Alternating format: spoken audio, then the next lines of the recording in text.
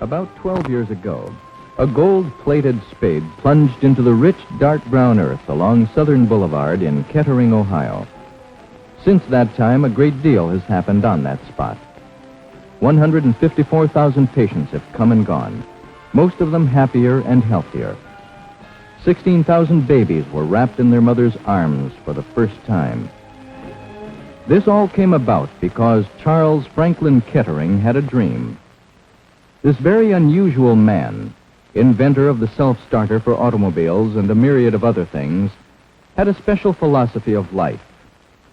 One of his best expressions of his philosophy was quoted by Robert Ullman, NCR board chairman, at the dedication of the Charles F. Kettering Memorial Hospital. Nothing ever built arose to touch the skies unless some man dreamed it should, some man believed it could, and some man willed that it must. These memorable words characterize the process that brought Kettering Hospital into being. Charles Kettering's son Eugene had a dream to build a hospital. He believed it could rise to touch the skies and willed that it must. The hospital was planned originally as a 100-bed facility, but its potential tripled overnight to 300 beds when the Ketterings, in view of the critical shortage of hospital beds in the Dayton area, volunteered to add another 100 beds if the community would match this additional gift. This challenge was met with one of the finest civic responses in Dayton's history. Later, just as the hospital neared completion, an additional surprise expansion was made possible when the family of O. Lee Harrison, Charles F. Kettering's great friend and professional associate, contributed $800,000. And again, Mr. and Mrs. Kettering matched this gift. This resulted in a 5th floor, bringing the hospital capacity up to 400 beds.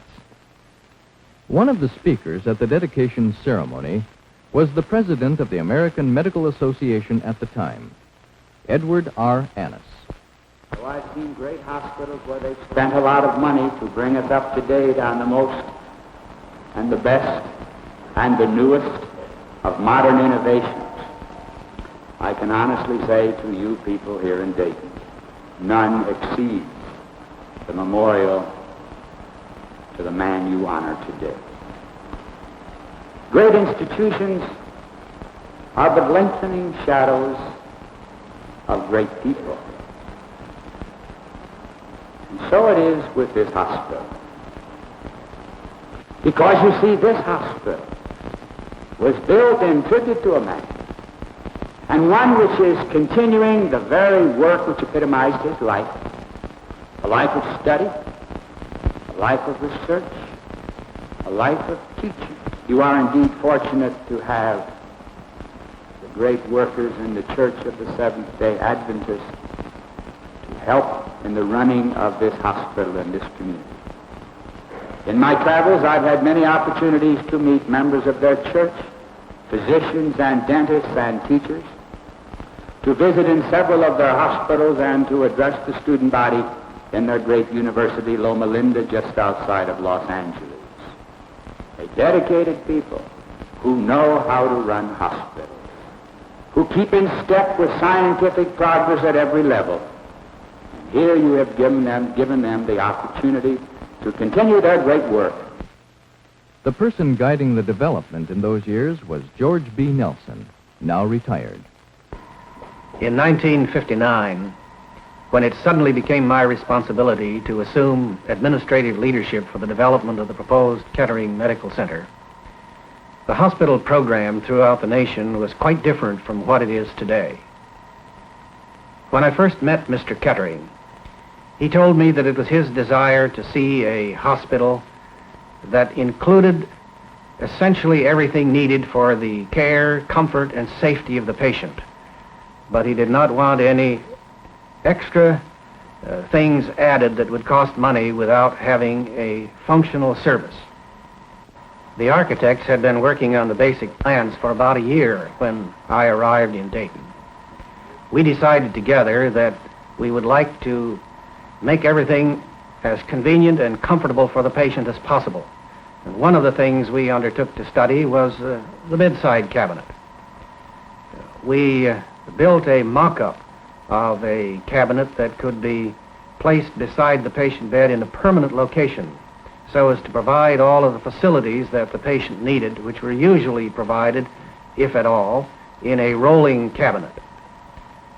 In this cabinet, we made arrangements for controls for television, the lights, radio, the nurse call system, and we also included a small sink so that the patient who was able to sit up on the edge of the bed could have the luxury of running water. In the cabinet, we also made arrangements for running ice water. This makes it unnecessary for nurses and aides to supply pitchers of ice water throughout the hospital during the day. In the 2 years spent in planning, many innovations were developed, but it would take too long to tell about all of them. Let's mention just the emergency department.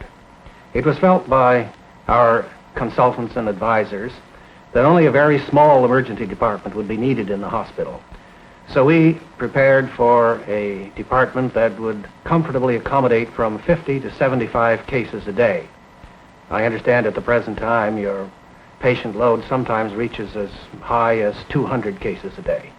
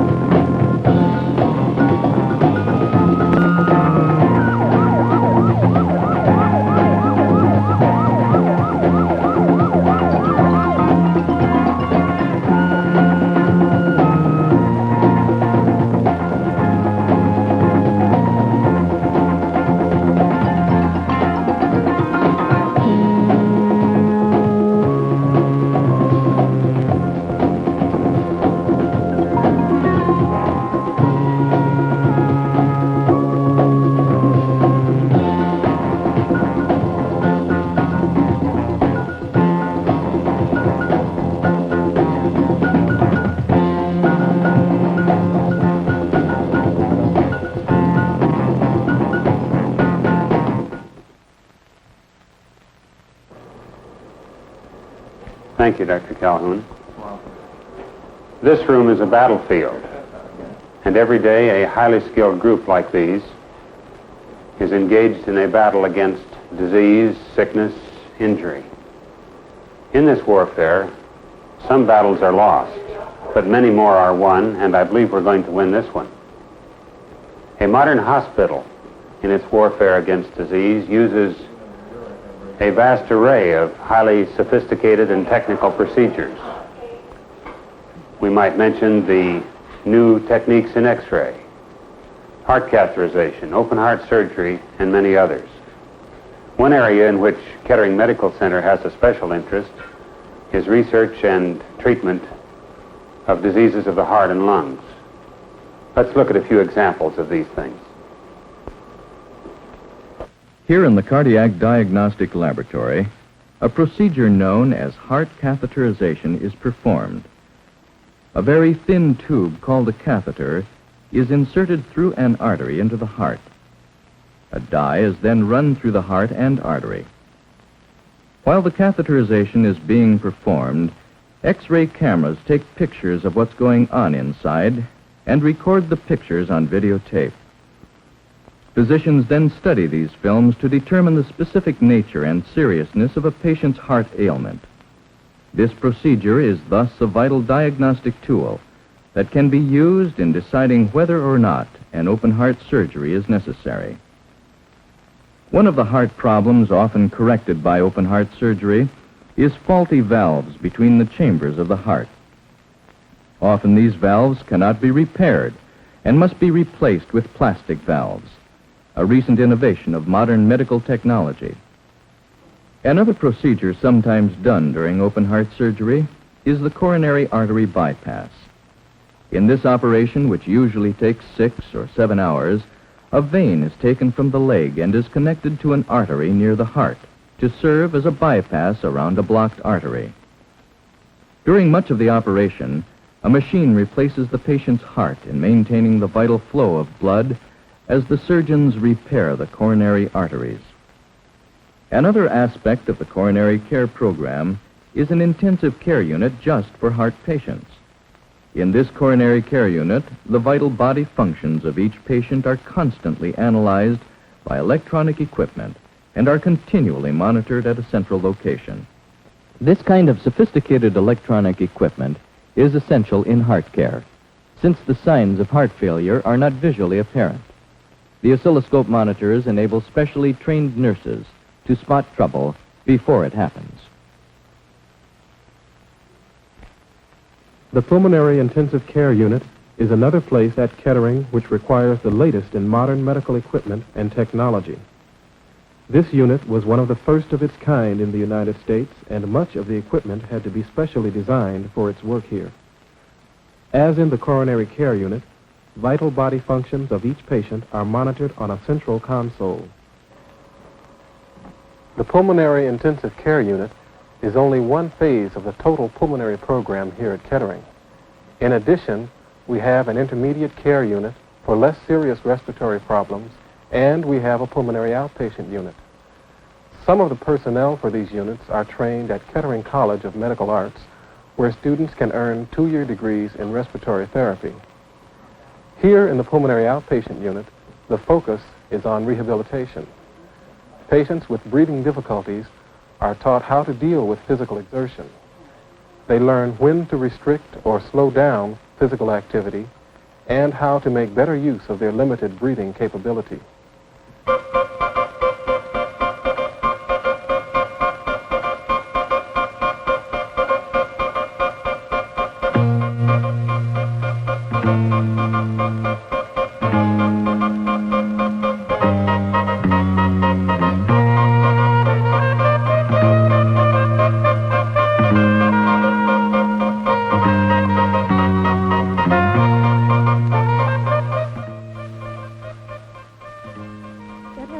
In the past that the practice of medicine is 10% science and 90% art. These percentages, however, may be changing as medicine comes to rely more and more on the scientific findings of hospital laboratories. New equipment is continually being developed that can better measure, analyze, and identify the causes of disease. It is here in the pathology laboratory that the fascinating scientific side of medicine unfolds.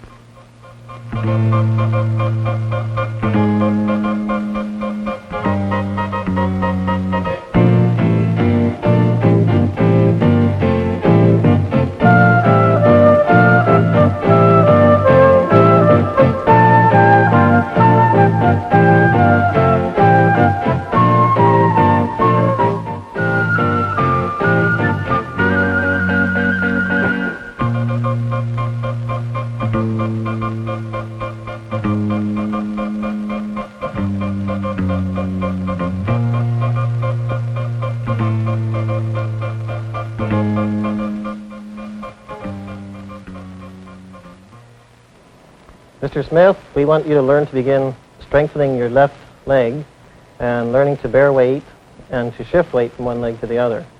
To begin, we need to make a few adjustments so it's proper height And then you begin pushing your feet back and forth, just as though you're walking. That's fine. Now, if you look at the gauges, try and push with each foot so that the pressure is the same. Especially concentrate on the left. Try to get it up equal with the right. Push a little harder with the left. That's better. Okay, now, let's go ahead and stand up and try the same thing. That's it. Okay, put your hand on the handle. That's the way. Rehabilitation is hard work no matter how you look at it. It's particularly hard if you're the patient. Progress always seems slow, sometimes painfully slow, but the results can be highly rewarding to both patient and therapist. A wide variety of rehabilitation programs are offered here at Kettering. Besides pulmonary care, which you've already seen, there are physical therapy and occupational therapy. Classes are also conducted for patients with chronic ailments such as diabetes.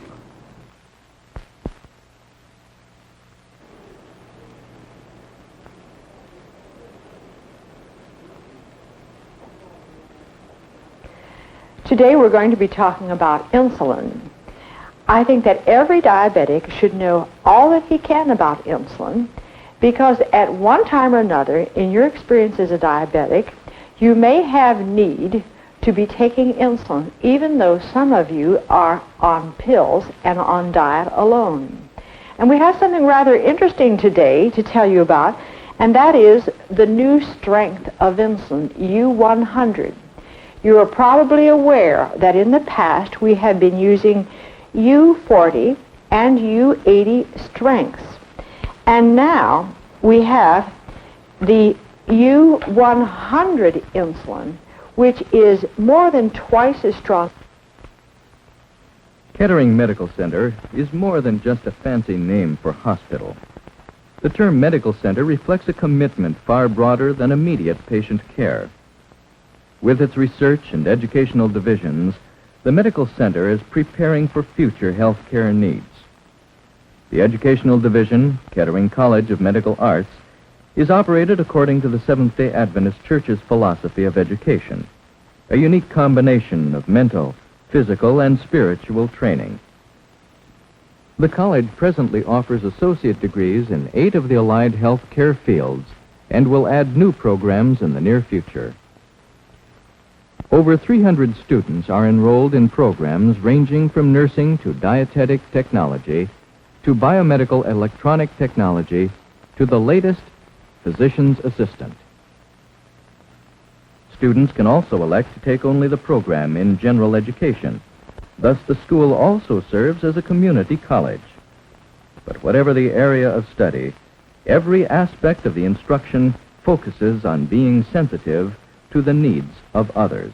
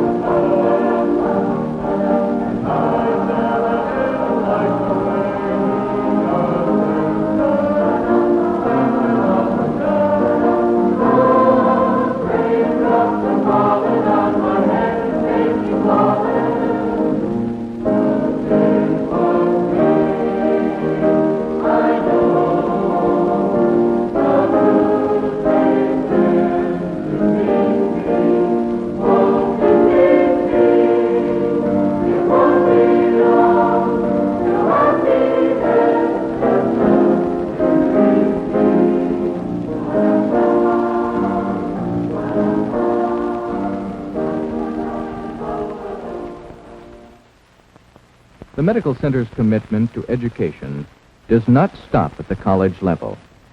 There are graduate and postgraduate programs, as well as activities in community health education.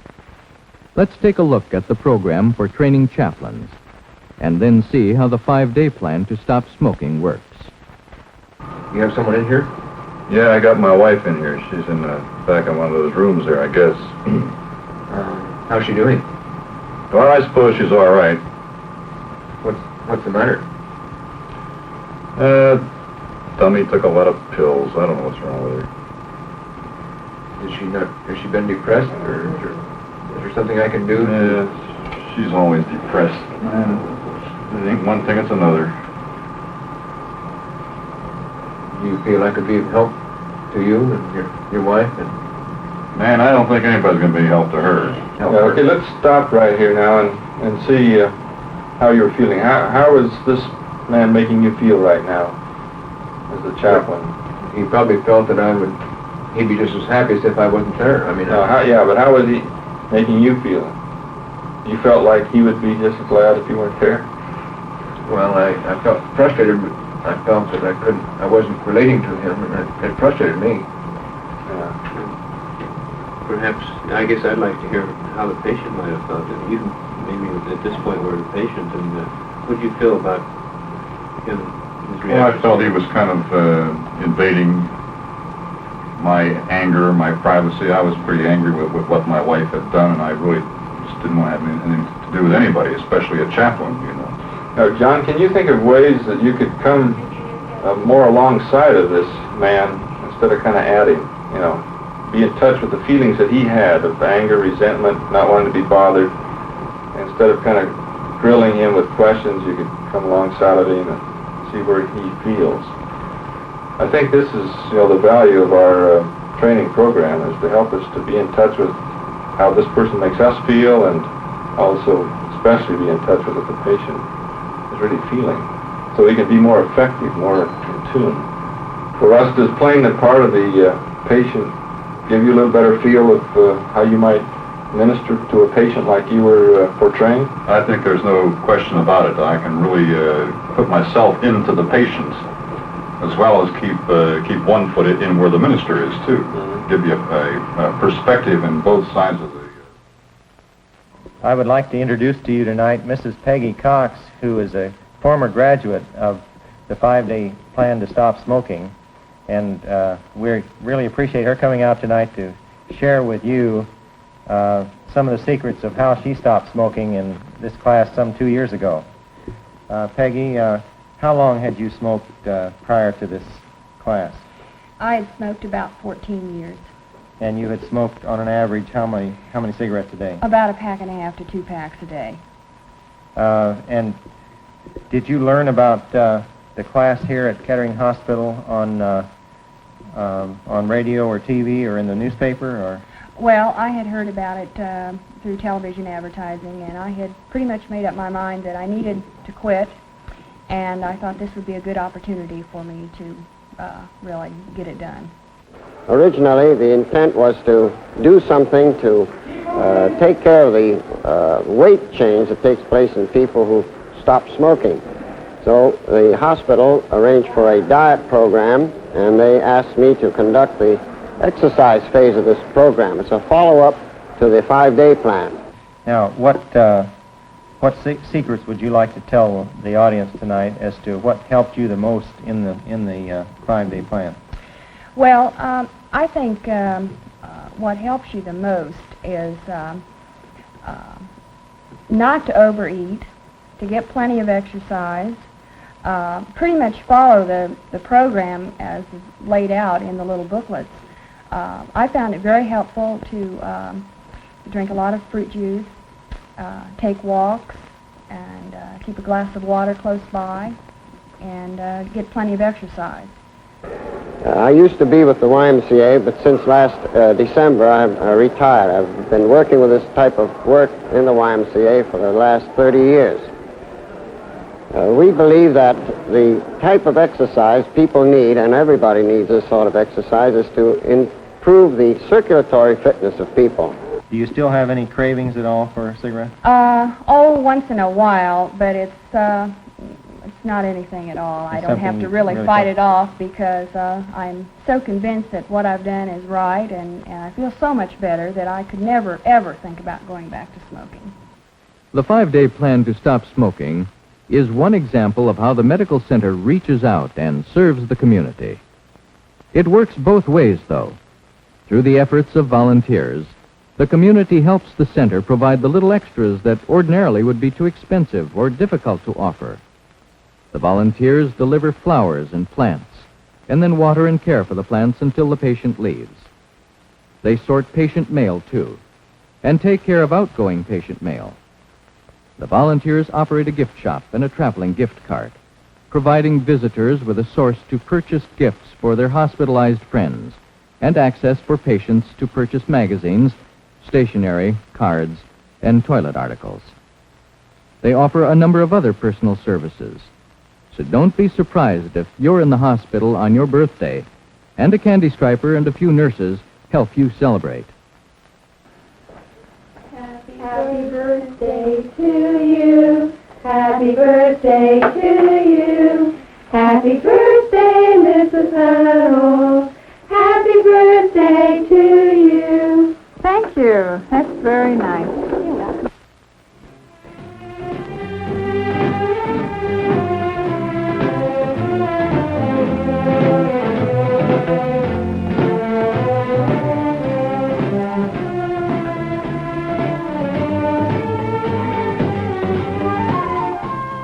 So you see, the Kettering Medical Center endeavors to be progressive and up-to-date in medical technology, health education, and many other programs. But the ultimate concern of all programs and staff is to provide the best possible care for individual patients. Science is not enough. Education is insufficient. And group programs in themselves are inadequate unless they contribute to quality patient care on an individual daily basis. The staff and employees at Kettering Medical Center believe that this can best be done in a Christian environment.